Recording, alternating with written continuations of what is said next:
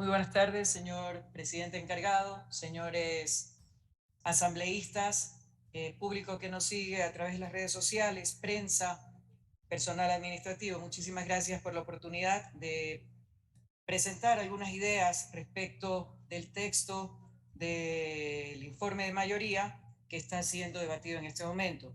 Pero antes quisiera hacer una observación y me gustaría que contara en actas. Yo tuve la oportunidad de tomar la palabra cuando fue el debate, el primer debate, del primer informe. Y dije que iba a hablar no desde el dogma, ni de la religión, ni de la ideología política o de género, que me iba a ceñir estrictamente a la ciencia, a la medicina, a lo jurídico y a la ética.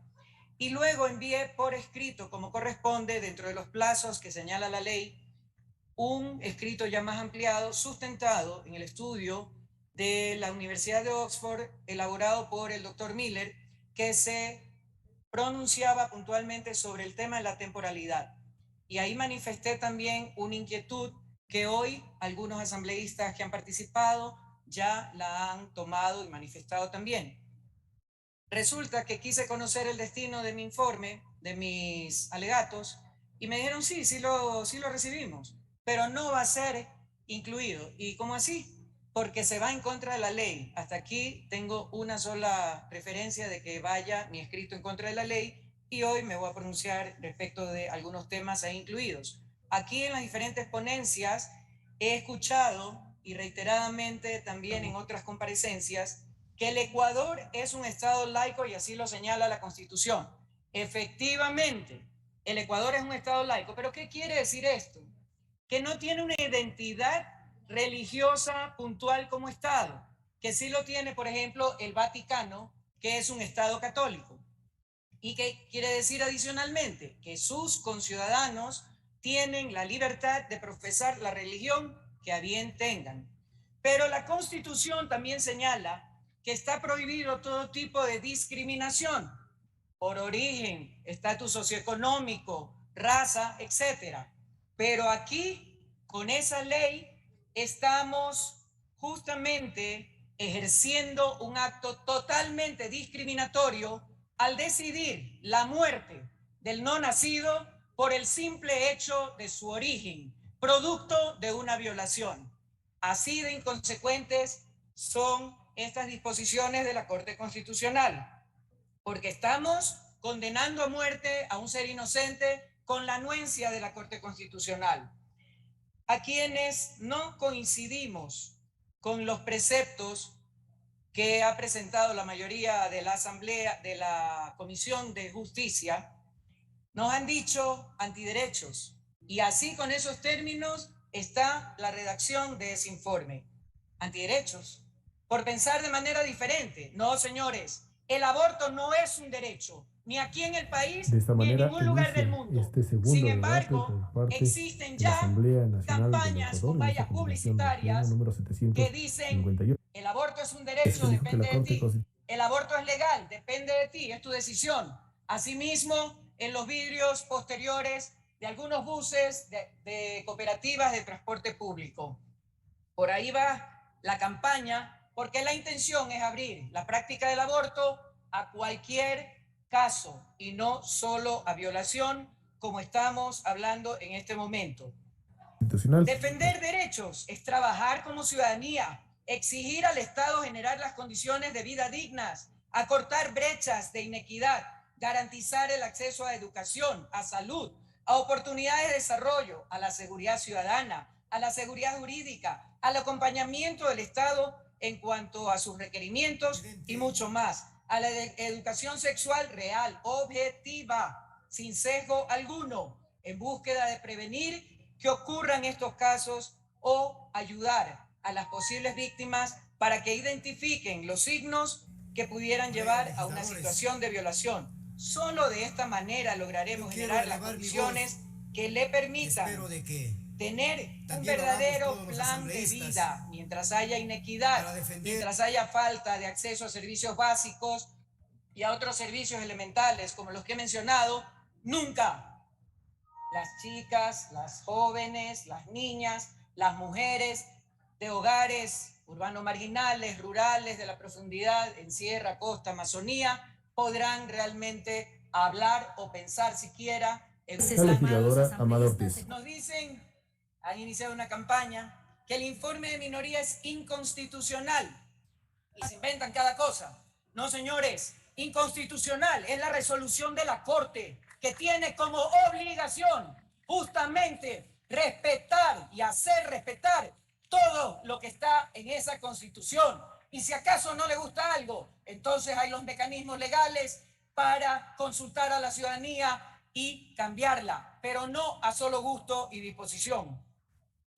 Y además se va en contra directa del artículo 45 de la Constitución de la República, que reconoce la vida desde la concepción y la obligatoriedad de protegerla por parte del Estado. Por si acaso, esto no es un invento solo de la Constitución del Ecuador. La Convención Internacional de Derechos de Niñas, Niños y Adolescentes, de los cuales somos firmantes, también señala exactamente lo mismo. El aborto es muerte, lo quieran aceptar o no. El aborto es muerte y no interrumpe el embarazo, lo termina, porque acaba con la vida que se está gestando. Así de fácil y sencillo, el aborto es irreversible. Pero también, aparte de matar al no nacido, puede significar la muerte en vida de la mujer, de la niña, del adolescente, sin distingo de raza, credo, origen, etnia, estatus socioeconómico. Sin embargo, la Corte Constitucional dispone, entre comillas, buscar un equilibrio o un balance entre los derechos de la mujer y el derecho de la vida del no nacido. ¿Cómo se puede lograr ese balance si el aborto es una sentencia de muerte para el no nacido? Por favor, hasta en eso hay contradicciones. El impulso va hacia el aborto.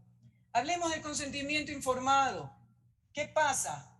Todo está direccionado al aborto como única opción, pero el consentimiento informado debería también incluir otras opciones, porque está también demostrado y ha ocurrido que cuando la madre, que no tiene forma de saber ni imaginarse lo que está pasando en su interior, le hacen un eco y escucha por primera vez el latido de su hijo, se emociona. Más aún, en un estado más avanzado de gestación, ya ve al bebé formado, ya ve cómo se estira, cómo llora, cómo bosteza, cómo se chupa el dedo, cómo juega con el cordón umbilical y toma recién ahí conciencia de que hay una vida gestándose en su interior. Y más de una mujer se ha levantado de la mesa donde le iban a practicar el aborto cuando toma conciencia de que está engendrando vida. Así tiene que manejarse la opción de terminar el embarazo y dar al bebé en adopción si es que no quiere ejercer la maternidad. Es una opción que debe ser claramente explicada para que la mujer de la edad que sea pueda tomar una decisión que será terminante y determinante con todo el conocimiento de las posibles consecuencias de la decisión que tome. Existen ya procesos, me parece que Natalia Arias mencionó, efectivamente estamos trabajando desde la comisión que presido, conjuntamente con el Ministerio de Inclusión Económica y Social, para acortar los tiempos en los procesos de adopción.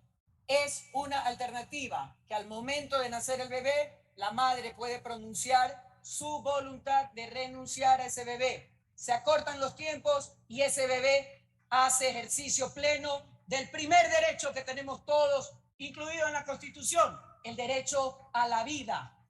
Pero hay profesionales que aquí han pasado, aquí vinieron a exponer, que decían, y son profesoras de bioética, que decían que no debería haber temporalidad para el embarazo y que si nace el bebé, no se lo permitan ver a la madre. Ahí están violando otros derechos todavía, al niño, a su familia, a la identidad. ¿Por qué razón? ¿Cuál es el miedo? Que se establezca un vínculo emocional, madre e hijo, que al ver a su hijo se le despierte el instinto materno y decida no renunciar a él más allá del origen que tuvo su gestación. Eso es atentar. Asambleísta, tiene un minuto. Muchísimas gracias, señor presidente encargado. Qué bien luce ahí arriba. No voy a hablar de las denuncias y procesamiento, creo que lo han abordado bastante. Sin embargo, hay una condición ineludible que pone la Corte para que se pueda acceder al aborto, la violación. Por lo tanto, no puede haber ni pedido de la víctima para una práctica del aborto, ni la ejecución por parte del personal médico si no ha habido previamente la comprobación de la existencia de la violación. Es un delito, es un trauma para la víctima, sí, pero así lo señala la ley. Y hay formas, tanto médicas del ginecólogo como de medicina forense, para poder determinar, cuando ha pasado mucho tiempo, si hay o no violación de por medio. La condena al violador es el primer paso en la reparación de la víctima, la protección contra futuras agresiones hacia ella misma u otras posibles víctimas. ¿Y qué pasa? Protejamos a la mujer que tiene miedo de las reacciones. Protejamos. Hay las medidas de protección que el Estado, a través de sus instituciones de gobierno, puede sin ningún problema dictar para protegerla, rodearla y que pueda, con el equipo técnico, que también aquí se lo he mencionado varias veces, tener el ambiente de confianza para poder contar su historia y de esa manera que se haga justicia castigando al violador. Se me queda corto el tiempo, pero bueno, no hay mucha coherencia en cuanto a alargar los tiempos de gestación más allá de lo que señala la Organización Mundial de la Salud, que dice que hasta 3 meses se considera aborto seguro. Igual, que sea aborto seguro no quiere decir que no hay riesgos. En todo procedimiento hay riesgos, pero sí genera suspicacias cuando hay la intención de extender los embarazos hasta el final del embarazo o en semanas avanzadas. Gracias, porque señor ya también presidente. lo mencionaron aquí y Antes hoy, de hacer hace mi pocos días, intervención, fue quiero enviarles motivo de un cordial circulación en saludo a todos redes. mis colegas ¿Qué abogados por el pasa Día Internacional? con esos niños con la edad de gestación que sea, Señor que son presidente, sacados del vientre de la madre mi nombre es por Denis proceso Acaro, de aborto? asambleísta ¿A por la dónde provincia van a de parar? Chimborazo. Cuidado, estamos abriendo Me permito las realizar puertas esta para una intervención industria o en un este mercado pleno de la negro Asamblea donde se Nacional. trafique y se propicie Dentro de mi intervención, este tipo señor de presidente, abortos en cuando se instancias, menciona la palabra aborto, avanzadas de la gestación sociedad para que inmediatamente sirvan se divide. placenta, Unos células madre, criterios a favor órganos y otros criterios en para contra, industria desde la farmacéutica u otras. posición y la Hay formación casos en política Estados y Unidos, religiosa, recientemente que en es muy Colombia. respetable. Por tanto, las decisiones, y eso lo contiene el informe de minoría. Asambleísta, ha concluido su tiempo. Ya estoy terminando. Que lo contiene el informe de minoría, que es el que apoyo, debe quedar definido en esta ley. Debe quedar definido. Como conclusión, yo defiendo las dos vidas. Ojalá no tuviéramos que estar aquí hablando sobre el aborto. Las dos vidas, y creo que siempre hay opciones para respetarlas y preservarlas. Estoy en contra de todo tipo de violencia. El aborto también es violencia. Es el asesinato de un ser inocente que no pidió venir al mundo, ni es culpable de la violación. Y es un trauma adicional que se le inflige a la mujer. Y si esa mujer no tiene un acompañamiento que le permita superar ese trauma, la estaremos condenando a una vida infeliz, a un sentimiento de culpabilidad y en algunos casos quizás hasta el suicidio. Señores, recordemos que todos los que estamos aquí lo estamos porque nuestras madres dijeron sí a darnos la vida, más allá de cómo hayamos sido concebidos. Señor presidente encargado, muchísimas gracias, señores